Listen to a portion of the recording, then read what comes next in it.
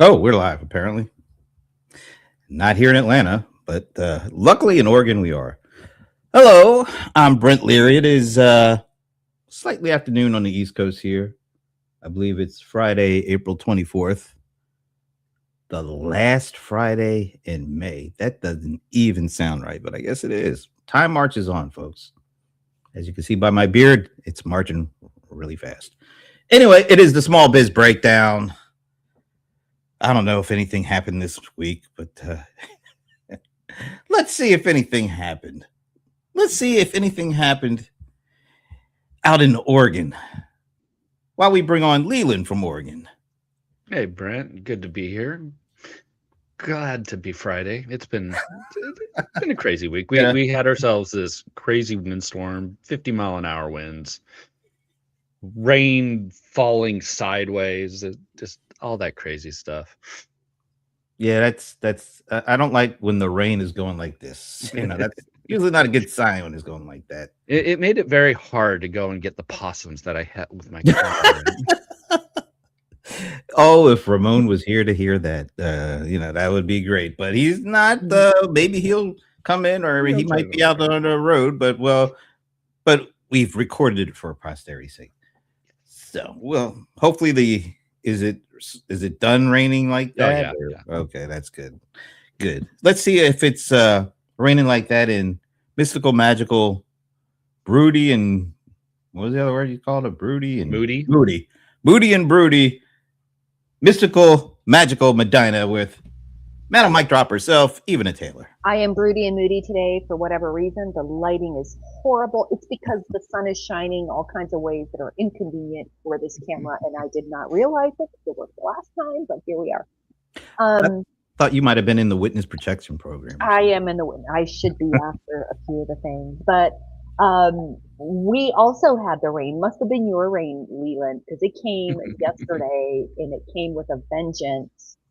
That's how it was. And we have had all the temperatures. We had snow early in the week, Jeez. and then we had 80-degree temperatures, and it's going to be warm today and sunny, I guess. So, yeah, all of the things are happening all at once. All the things usually happen in magical mystical Medina, so that's a good thing. All right, now we usually had a pit stop between Oregon and Ohio with Gary, Indiana, but Pierre is not with us right now. I don't know if he'll be joining us, but I do know one thing. Happy birthday, Pierre. Happy birthday. Happy birthday to you.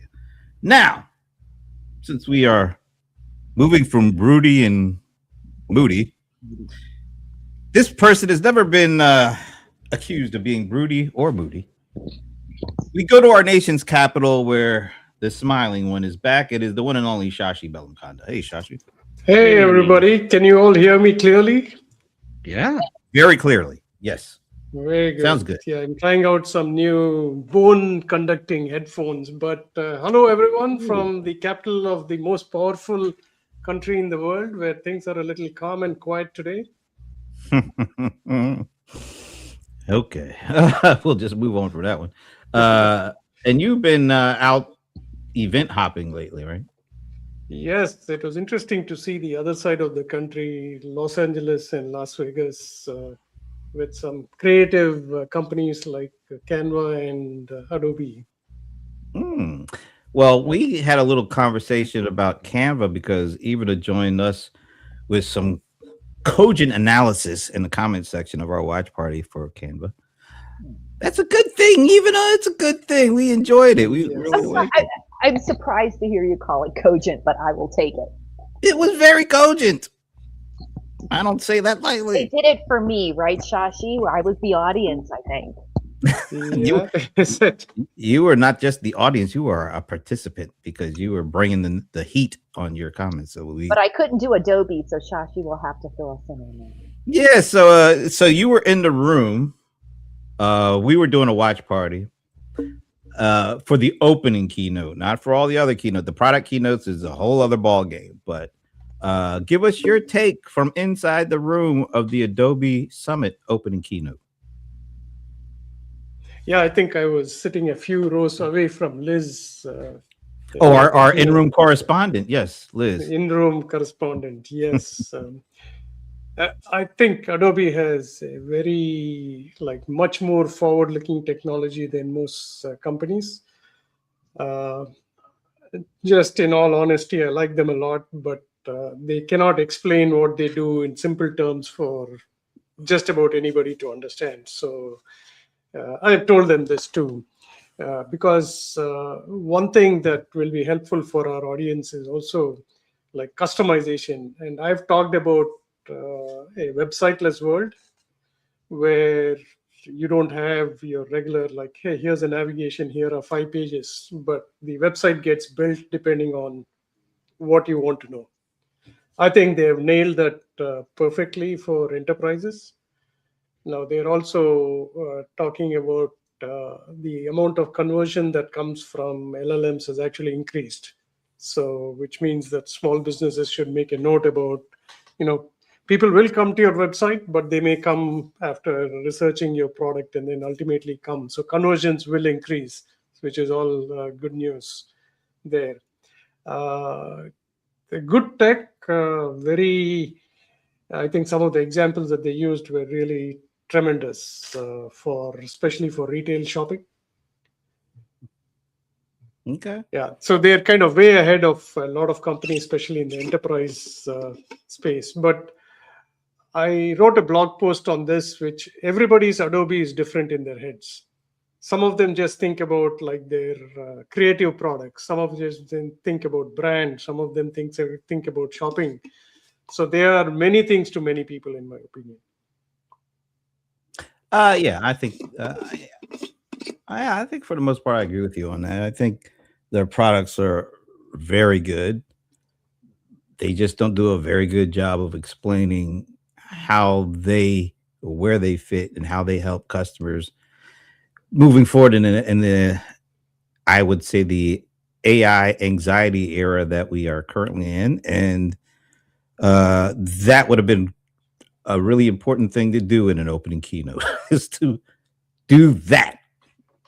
The product keynotes, go deep, go all in on those because I think that's important. But the narrative was missing, and that's an unfortunate thing. They missed out on a great opportunity to show a narrative where they fit in this AI agentic world and how they help their customers deal with all the stuff that comes with it. That was completely missing, unfortunately. I completely agree with you. In fact, other than their product, I don't know, they don't do a good job messaging to the audience about Adobe Inside. Like NVIDIA, when you and Leland will agree with this. For the last 20 years, whenever you bought a laptop, there was a nice sticker that said NVIDIA graphics card inside. And we all felt good because it means that, oh my God, the picture is going to be good. I can do gaming and everything. But there's nothing that says how Adobe plays a role in a lot of things, and it can be replaced by just about an LLM, right?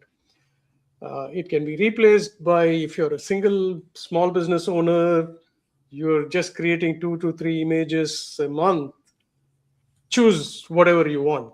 But if you're a brand with 40 team members, I think you have to choose probably in a small way Canva or Adobe so that you can quickly change whenever you need to.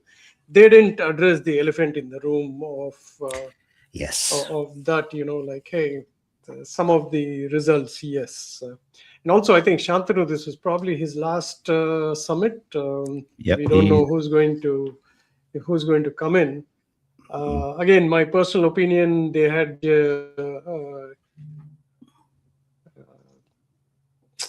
God. Are you talking about David Wadhwani or CEO Jensen Huang? Oh yeah, Jensen, yeah. Which on its surface you would have thought that would have been great. Let him talk. Yeah, that was the unfortunate thing, and he would have been willing to talk too. But yeah, I don't want to everything. Yeah, I don't want to get too far into that, but it was. We just said it was a unfortunately missed opportunity on their part with all the great stuff that you mentioned from a technology standpoint. They just weren't able to tell Yep. a really compelling story. All right, so let's get to our usual piece here. How was the week for you guys? Lots of stuff happened, big picture wise, but how did you guys perceive this week? Leland. Me personally, I think I had a great week. The last month and a half, 2 months have just kind of not been the best for me personally. It's just not been a great week, but like or month. But this last week for me has been a little bit better. I've gotten some like deals coming in, and things are moving forward for me in both personally and professionally. And that's just my personal take.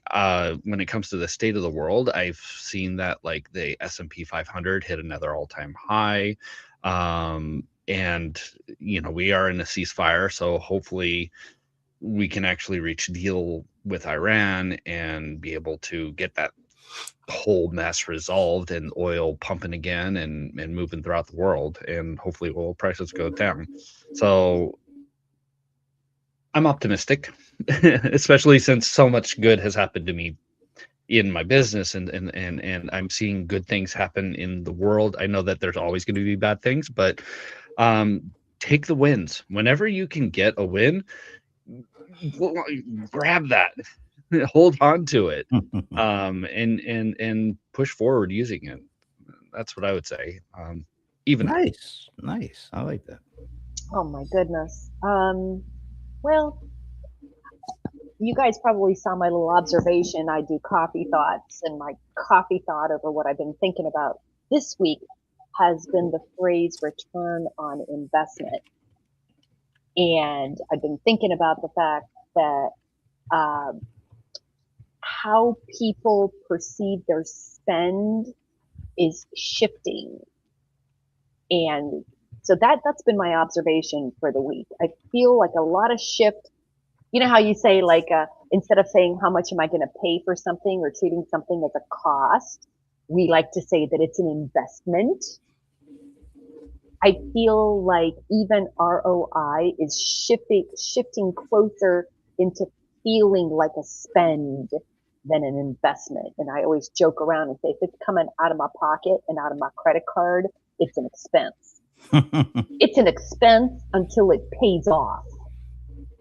And I don't think that's a healthy way to think about it. It's a mindset, right? But it's hard to not think about it that way. So my observation this week, as I move about the world and interact with small businesses, is that I'm seeing.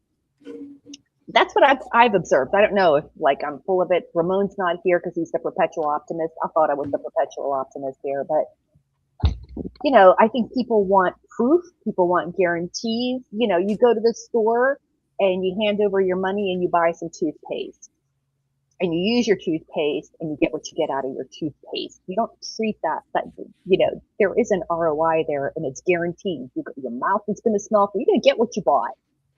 You are going to get the thing that is promised, right? And that could be true for some basics, but that is becoming not to be true for a lot of things, like Doritos, like Reese Hey, Doritos. cups, or like Reese cups. Those types of things. People are really questioning and stepping more into value. Like, are you, and I feel like it's almost like risk aversion rather than return on investment. I don't know. That's just what I've been observing. You know what? I don't think that you're thinking outside of anybody else's thinking, especially with AI. Most of the AI anxiety that's out there is around how much is this stuff going to cost me to use?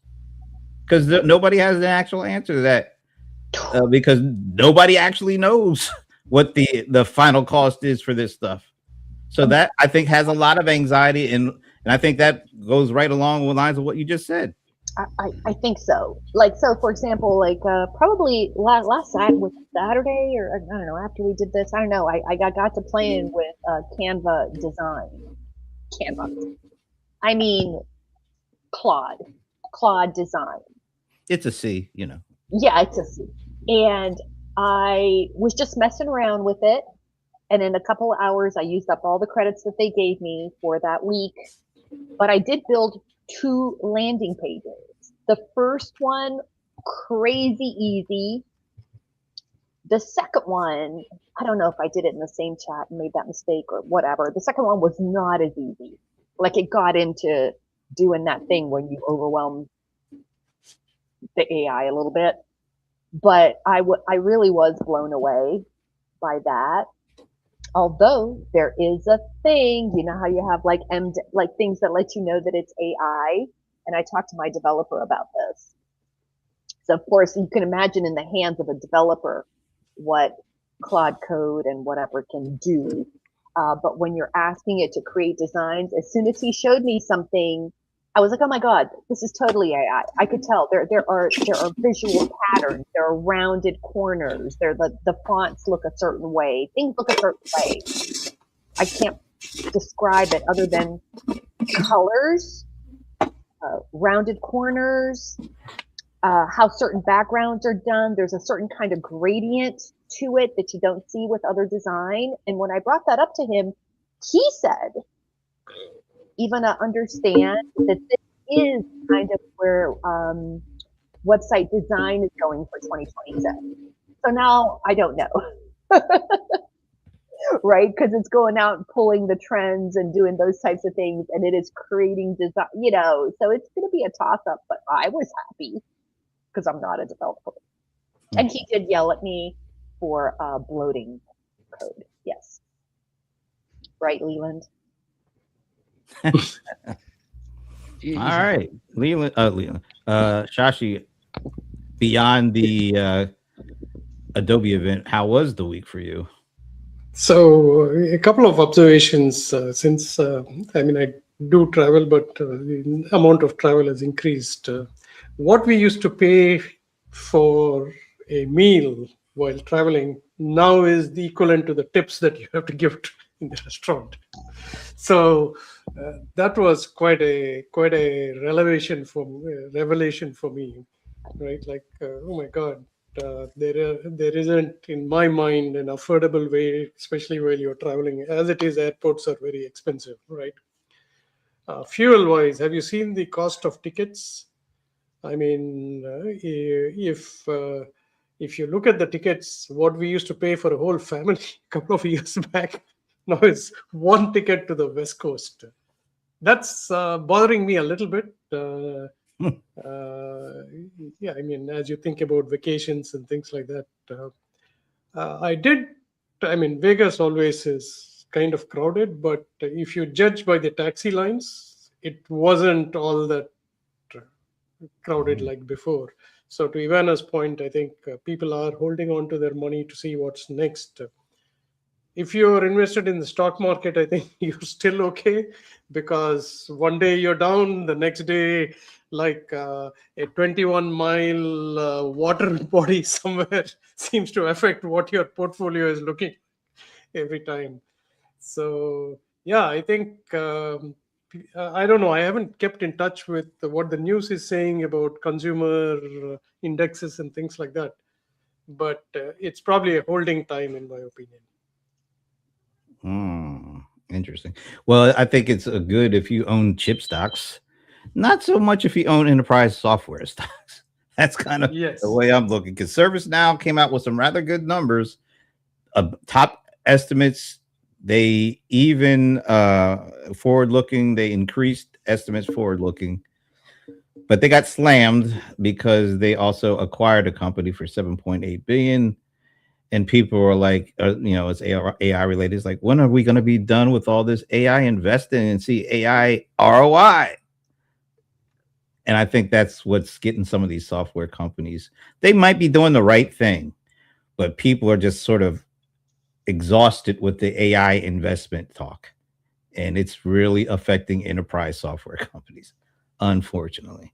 That said, I want to play a clip for you guys. I have something to say on the AI investment front. Oh, go ahead. So remember, like when we all thought like Google is free, it probably in a way still is free, but I pay, I don't know, for I pay a storage lot of and all money that to stuff Google, now. actually. Yeah. So now, I don't know if you all have the same experience that even though I'm paying Claude, I run out of credits very often. So it's almost like they'll hook you to this, and I'm scared that my AI bill will be more than my water and electricity bill. But I would be so used to it that I'll probably pay for it, right? Like already I'm thinking I probably should go to Claude Max, which is like 2,400 a year is a lot of money, right? You're right when you talked about, I mean, all of these companies are going to make a lot of money because they'll make us also dependent on their software. But there doesn't seem to be an alternative. I mean, you can't say like, I'm not going to use AI anymore. It's probably going to be part of everything that you do. And whoever uses it better for their own benefit is probably going to win. But this agentic thing. So and you guys saw this in my chat this week with you guys, is that I run this Twitter chat, and I had it optimized and was using ChatGPT, and it like creates the script. It does all the things, right? It created a custom GPT. But then I did one in Claude, and man, oh man, it was like so much better, right? And then I'm like, I should use Claude Cowork and just streamline this entire workflow, because that is the perfect example. It's something you do every single week. It's got the same exact process every time. There are formulas, there are things. I've got it documented to all get out. But get this, my friends. Did it work? Yes. It went and did the topic, chose the topic. It did like a whole analysis of the spreadsheet, chose the topic, wrote a script, put it into a document, put the document in Google Drive, and created a Gmail that sent to the right people, the link to it did like all the things. Okay. But guess what? It took forever and it cost a fortune. And the whole point of automating the thing was to not have this thing cost me so much, because tweet chats are dead and I just don't have the heart to kill mine. So I'm just sort of like, how can I remove all the costs out of it? And to your point, Shashi, was there an element of Claude that was like really, really good? Yeah. But like, it was not worth spending an entire day's thing. Like, I could do in ChatGPT, I could do months and months of these things inside a couple hours. Just think about that. Inside a couple hours, I can program chats for the rest of the year, 2 days a week, for my $20 a month. So what I ended up doing is I ended up tweaking my custom GPT, gave it some more better instructions, gave it some better templates. I played with the agent on that one too. Also not worth it. So you get the gist of this, right? It just because it's there and it can doesn't mean you should. Or you can afford it in the long run. Or that you can afford it. I mean, there is nothing more basic than this workflow that I was describing to you. It's super basic. It is super easy. But I have found in the overall scheme of things that just, it was going to cost me a fortune to do that in tokens. So there is something, here we go with that ROI again. There is something to that whole conversation of like, can AI replace a person? You still got to know how to use it and how to optimize and get the most out of it in the fastest amount of time, blah, blah, blah. Where's John? He would argue with me. I know it. No, he's an argumentative sort. So yeah, you're probably right about that. I know he would argue with me, but I'm not as much of a power user, I don't think, as he is. I am a power user, but probably he's ahead of me on that front. Look, there are people that are, when you talk about, remember like a month, maybe even 2 months ago, when OpenClaw was like emerging, and I was telling you guys this video I saw, this one dude that was creating his old business around paying Claude Max for $200 and using OpenClaw to create basically his own business where he'd have agents running 24/7 because all he was paying was $200 for each instance. And that was churning out going through a whole bunch of tokens, but he was pay this $200 a month. Well, Claude closed that loophole because it was costing them a fortune, and there were more and more people coming up with this scenario because Claude hadn't thought about that, or I should say Anthropic hadn't thought about that use case, and how so many smart people are out there who are trying to figure out the best way around this stuff, and they find it, and then Claude has to go, well, we got to change our policy now. So there's always a case of people trying to find ways to limit the amount of cost, or at least identify the amount of cost, because currently, when you get up to the big boy level, nobody knows what the limit is for cost for all this stuff. And that is the biggest part of AI anxiety in the enterprise. And that's why we got completely frustrated during the Adobe Summit opening keynote when they didn't address any of that kind of stuff, because that's what's on customers' minds. Not just is it cool? Yeah, not just is it cool and it's something I can use. How much is it going to cost me to use this thing? And if you don't address that in any of your open keynotes and any of your big enterprise events, you are doing your customers a disservice. There's a reason they skipped it. You think there wasn't someone out there that said we need to talk about this, and then someone out there that said snap. Yeah. And look, I don't think anybody is claiming to have all the answers. But if you don't at least address the biggest issues with some kind of plausible rationale and reasoning, you just don't look like you're on the up and up, because there's a reason why you're not telling people how much it's going to cost them. Mostly it's because you don't know, but at least be honest about it. We know they never talked about price. Did they, Shashi? What did you learn about? Are they going to increase the price? I don't remember They didn't talk any about it. Conversations on price. I'm hoping I get invited to Adobe Max. That's where I think mostly creators and small businesses are. That's usually I was meaning to actually ask that question on, like majority of their business comes from the creative side and the documents. Yeah. But It's always been like that for the creative messaging is side. always on their enterprise. Yeah. Their messaging is always on the enterprise side, which is just part of their business.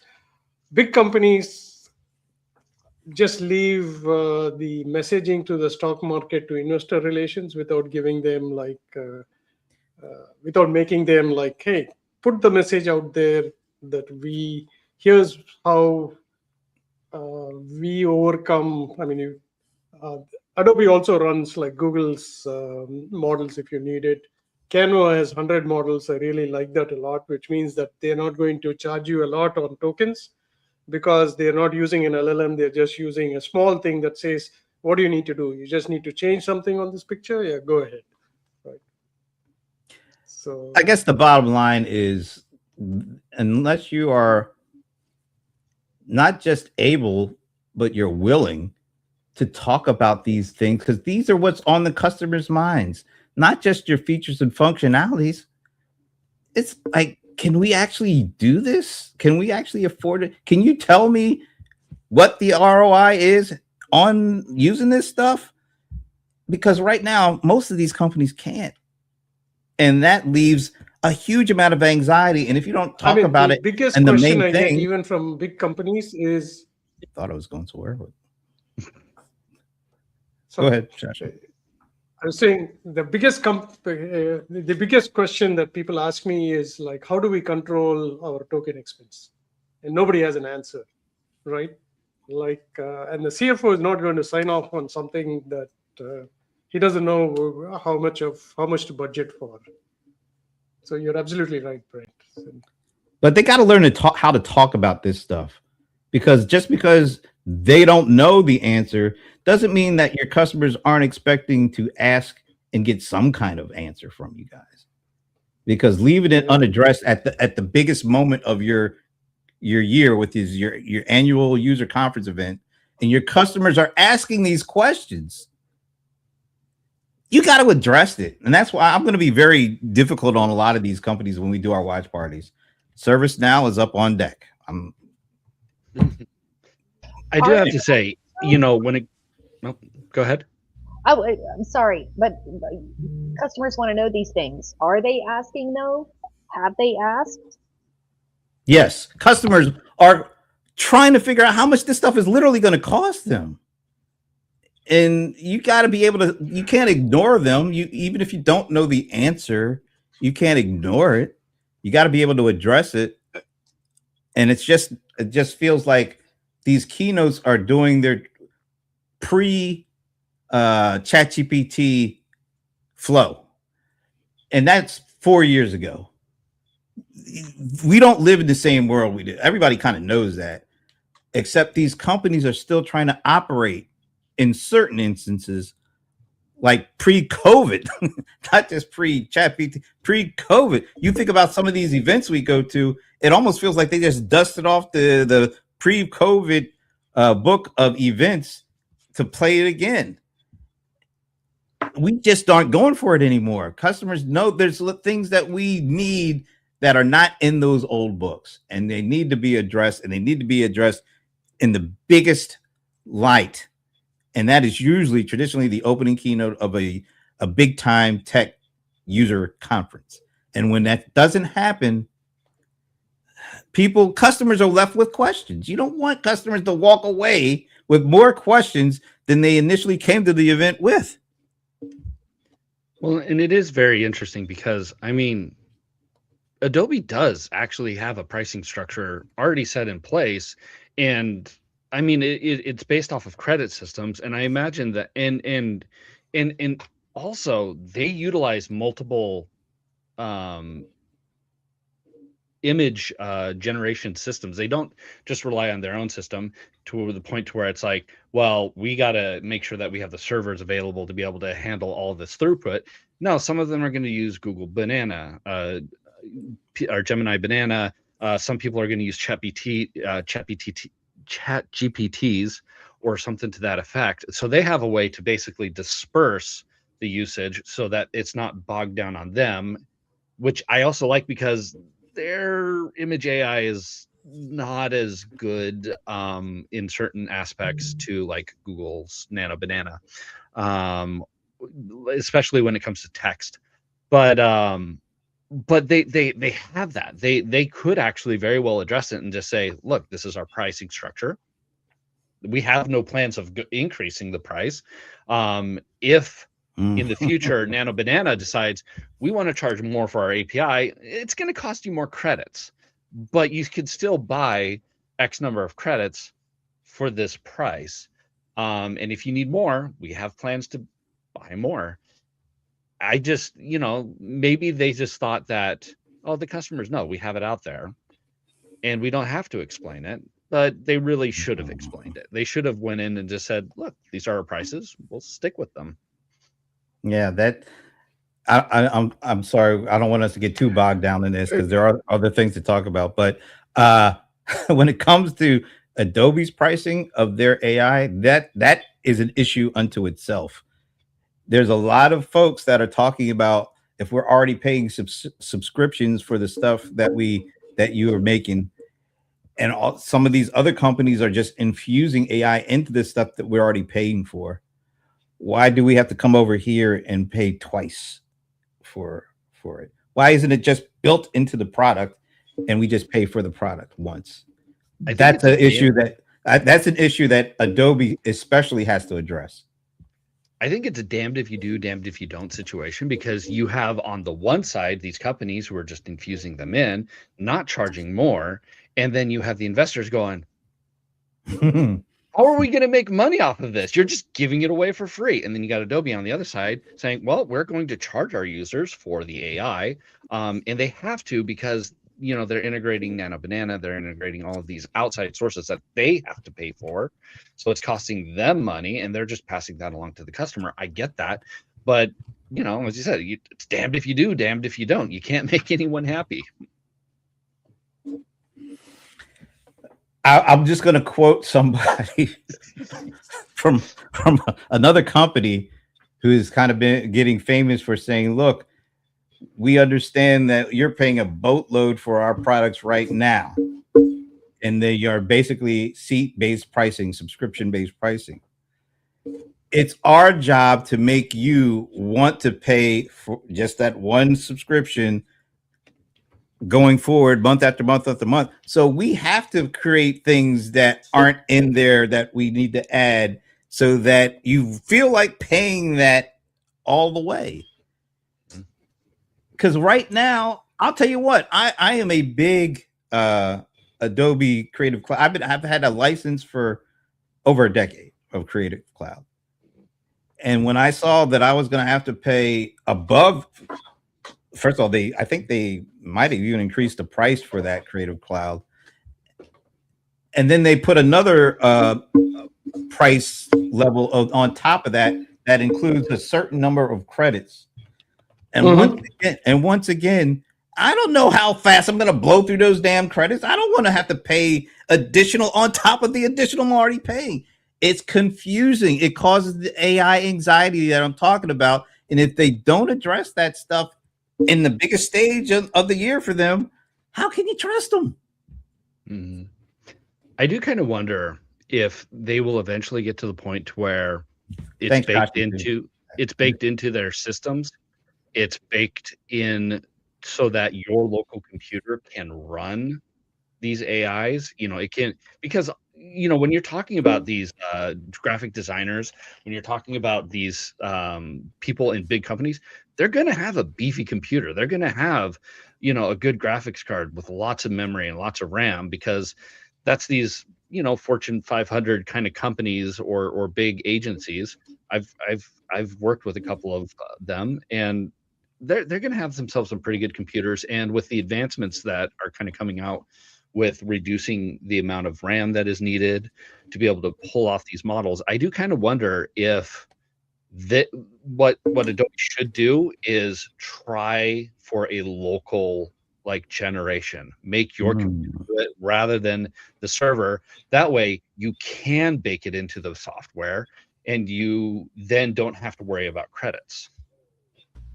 I wrote an article about that just this past week, not that exact thing, but have you noticed how we went from downloading software onto our computers and our desktops, and we went completely all up in the cloud, and now I'm getting more and more notifications of software wanting me to download a desktop version. I have still not been thrilled with my desktop experience, definitely on Claude. I've not been thrilled with that. I'd love to hear from you tech guys.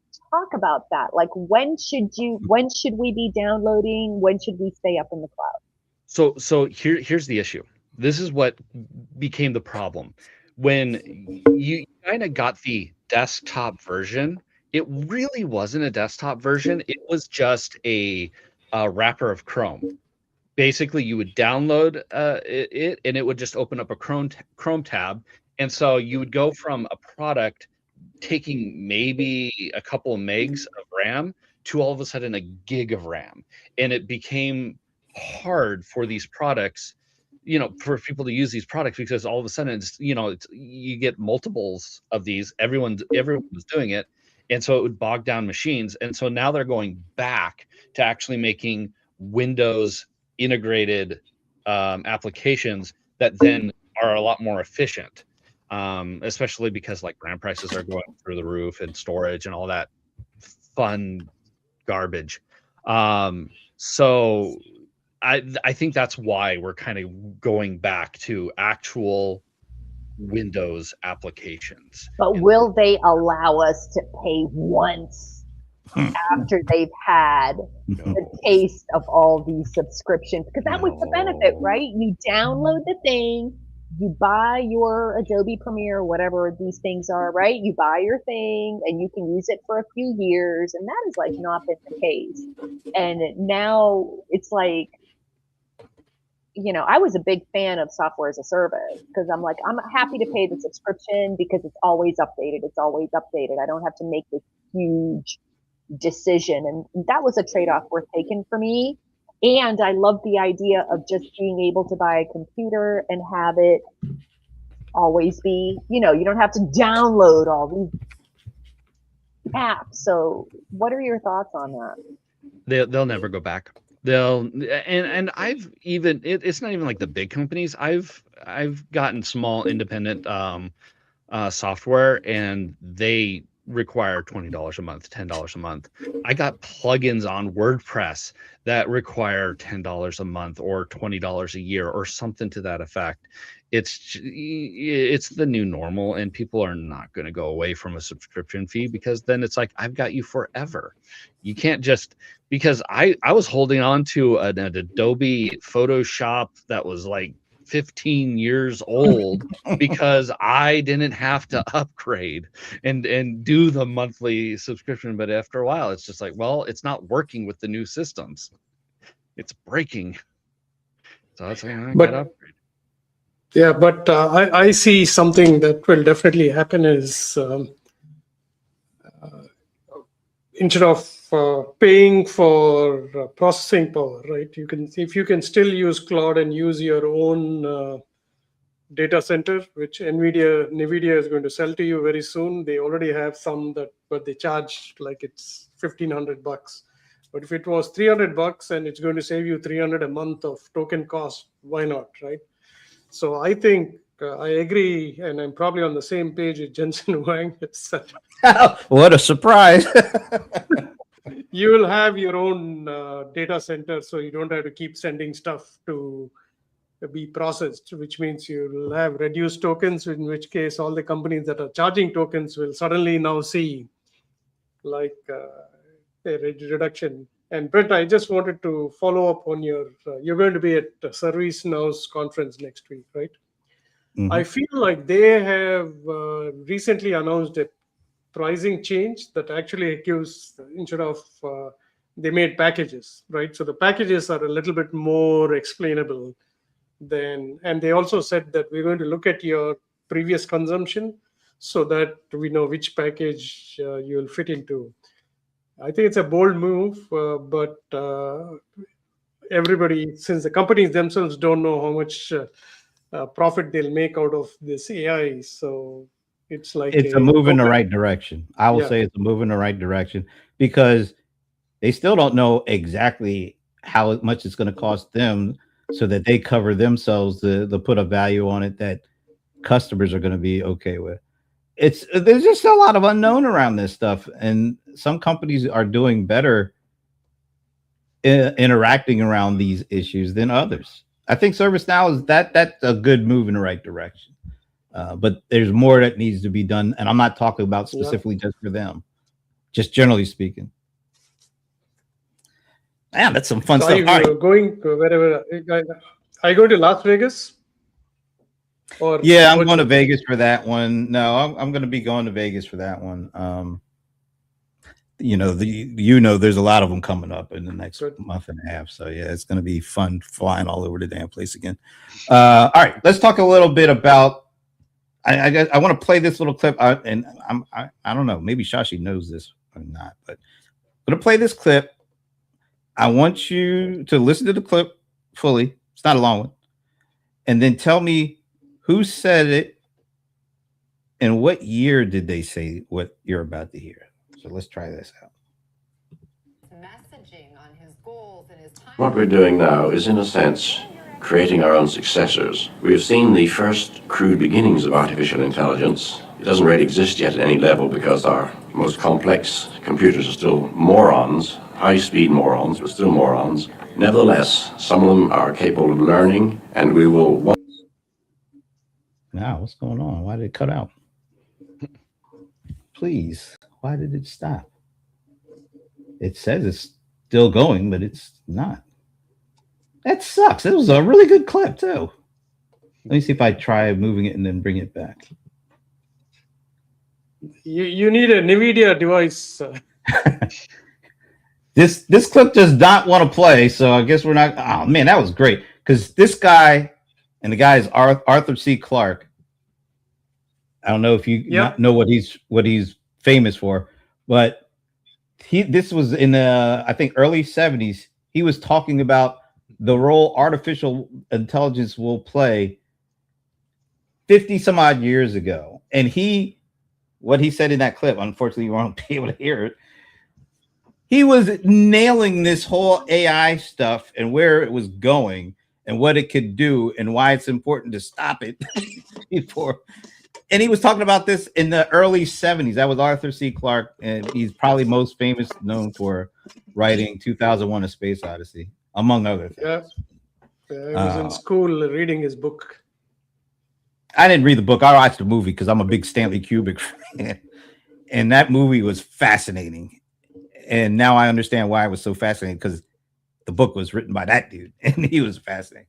Anyway, that would have been so much better if the damn thing worked. I'm going to try one more clip because this is from a podcast I had never heard before, but somebody turned me on to it. It is a Jensen Huang interview, and it's not a fluff interview. He's being pushed on why NVIDIA should sell chips to China if we want America to be the leader in AI. I hope this is going to play. Let's see. AI researchers in the world, because they are limited in compute, they also come up with extremely smart algorithms. Remember, what I said. I said that Moore's law is advancing about 25% per year. However, through great computer science, we could still improve algorithm performance by 10x. What I'm saying is great computer science is where the lever is. We have got to acknowledge that most of the advances in AI came out of algorithm advances, not just the raw hardware. Now, if most of the advances came from algorithms and computer science and programming, tell me that their army of AI researchers is not their fundamental advantage. And we see it. DeepSeek is not inconsequential advance. And the day that DeepSeek comes out on Huawei first, that is a horrible outcome for our nation. Why are you causing one layer of the AI industry to lose an entire market so that you could benefit another layer of the AI industry? There's 5 layers, and every single layer has to succeed. The layer that has to succeed most is actually the AI applications. I want to play it because a lot of people focus on all this hardware and chips and all that. From the man himself, the most important aspect of all this stuff is the human element of experience and knowledge. Do we think that small businesses know enough about where this stuff is going for them to benefit at a level that we want them to benefit from? Explain the question.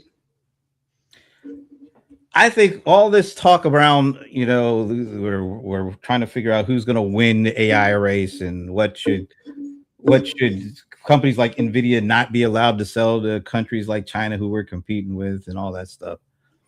It feels like it's talking at a level that is so abstracted away from small business people and what they need and want from this stuff that it causes even more anxiety that goes along with the pricing stuff that we talked about.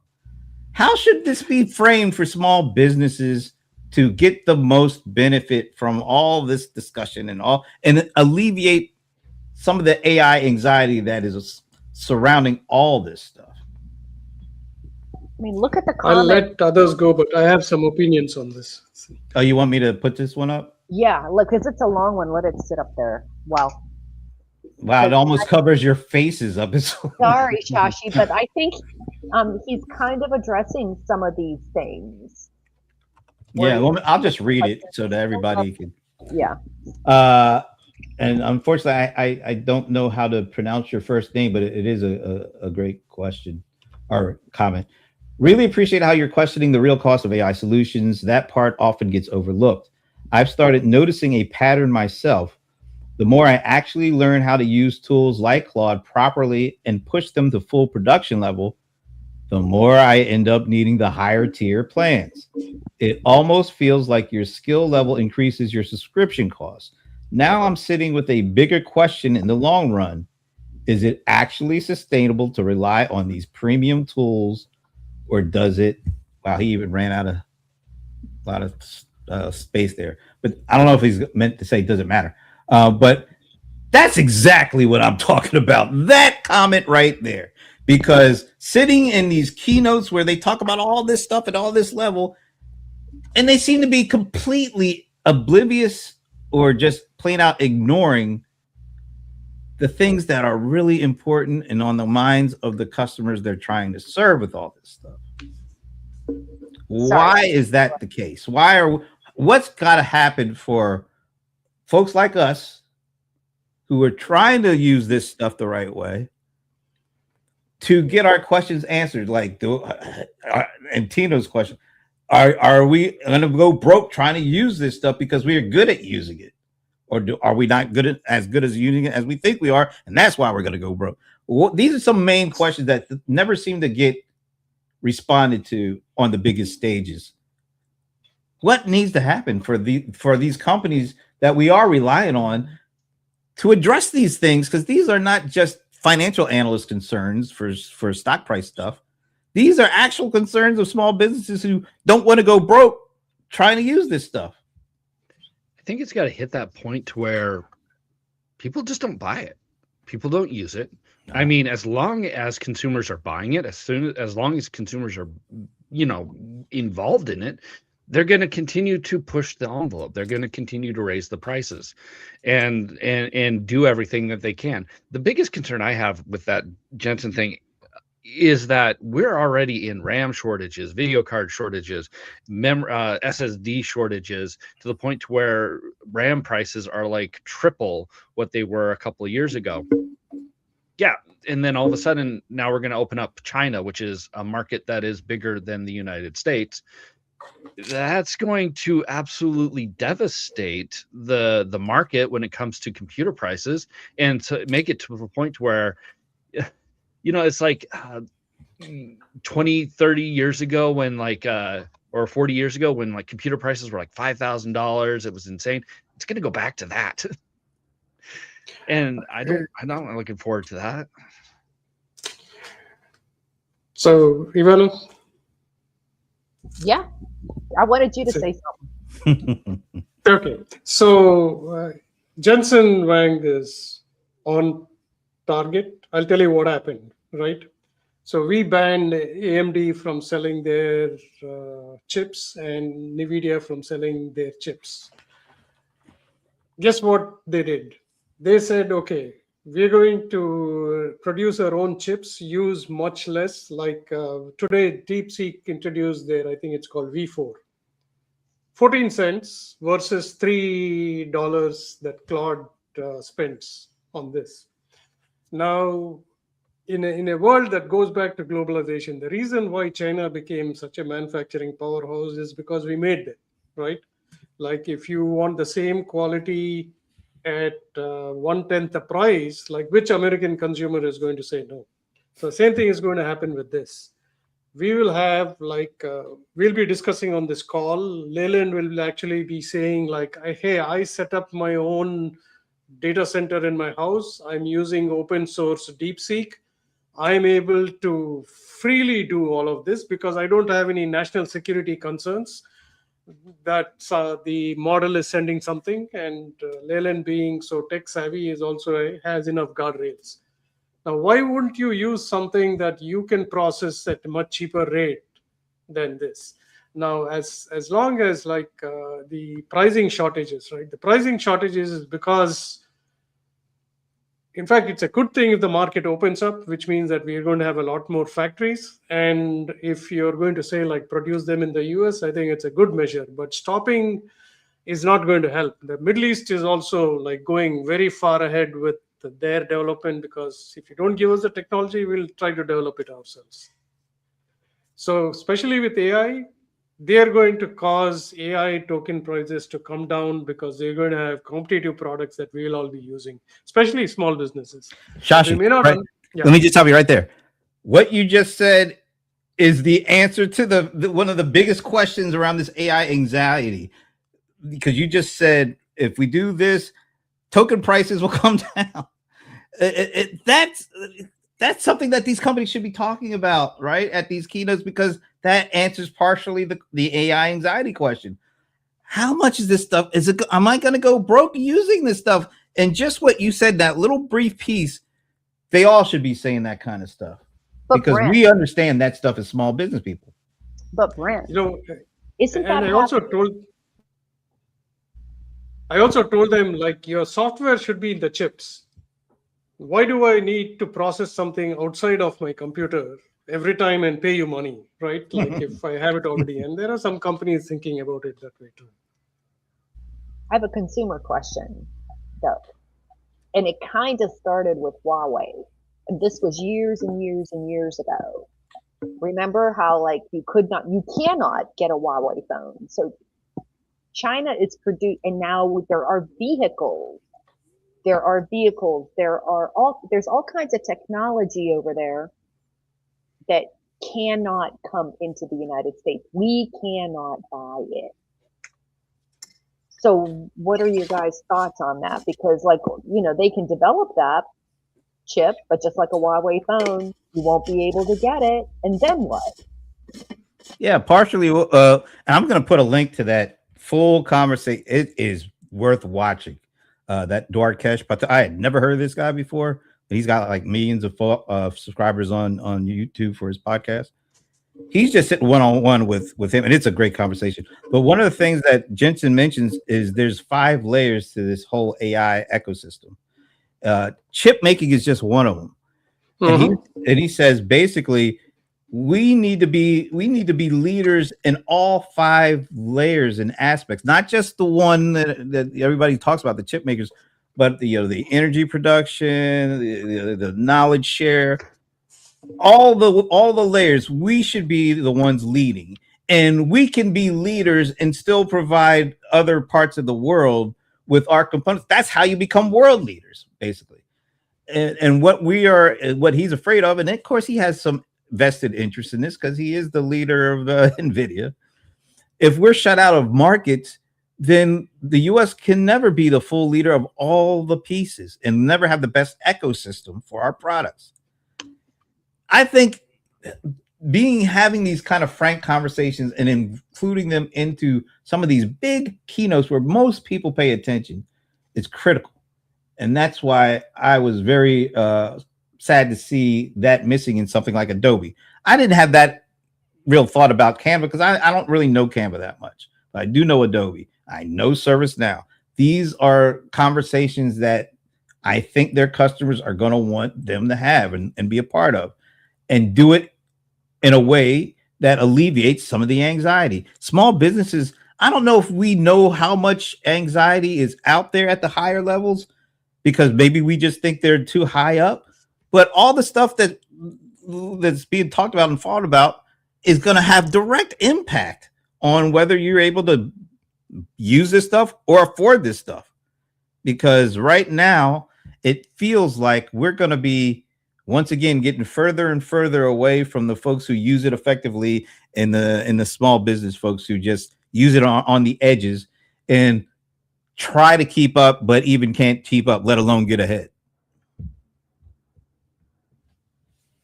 Yeah, China has 1.3 million engineers graduating every year. Now, guess how many AI engineers graduate from the US? 130,000. So, wow. What this actually means and why I think Jensen Huang wanted, hey, let's try to control all the 5 layers is because even if you think about Middle East, Middle East, India, and all of these countries, if they can't afford it, they'll try to build it. And they'll build it much cheaper. And like when DeepSeek first got introduced, guess what happened to the stock market? Right? Tanked. Yeah. So when they said like, hey, if you can produce it so cheaply, then why aren't we doing it? So it's not just about chips. It's about every layer that's there in that. So the future is going to be how to make it cheaper for people to process it, not necessarily building more data centers, but more efficiency in processing. And what's missing in that? We sort of need to have that energy around this exact conversation like we did back in the 60s about going to the moon. Because look at the technology that spurned, right? It was a big vision. right? That just created so much technical advancement and inspiration to young people and so on and so forth. I just don't think we have that type of cultural, economic, or political infrastructure to achieve that type of thing. We're just not, because think about it, in the 60s when that happened, you know, you had the largest middle class, you had all this stuff going on, and then you were able to have these big visions about let's go to the moon, right? And there were unintended consequences, unintended benefits to that. Now we're like not in the same place, and we need to be in that mindset. Well, there's a lot of things going on in the country. I know it's like half the data centers that have been like planned to be built within the next few years are like on hiatus. You know, they've been shut down because there's a lot more growing fear of data centers in your local area. You know, it's like, oh, they're taking up the land, you know, they're utilizing the water. And I'm seeing lots of benefits in my area. And I look at it and go, what are you scared about? Let it in. Let some good jobs come in. It's a bit of a cash cow for your area, but you know, so many are like, no, we don't want data centers in our area. It's going to cause too much problems. Okay, bring them here. But again, if you think about the things that Shashi was talking about, or, you know, when they're developing that type of technology, you know, I learned this in grad school on old data, obviously, because it was a million years ago. But when you work to cannibalize your own technology, so move from dirty energy to clean energy. Yes, we're going to build a data center. We got to optimize and make it efficient and make it safe or make it whatever, right? To make those complaints go away, because it ain't going away. AI is not going away. We just have to figure out what to do with it. So we're just like not in a good mindset for it. I just don't see, honestly, I just don't see enough of critical thinking, slowing down. You need to understand how things work. See, Leland, you're not afraid because you understand how things work. You have knowledge. You know, when people were, I remember back in the day, people were afraid of silicone on products. And they're like, silicone causes cancer. I'm like, yeah, you would have to drink like a jug of it. Right? Now, granted, over 50 years now, microplastics, blah, blah, blah, it's more longer term, see, but all this to say is we need to embrace things and not be afraid of them and optimize them.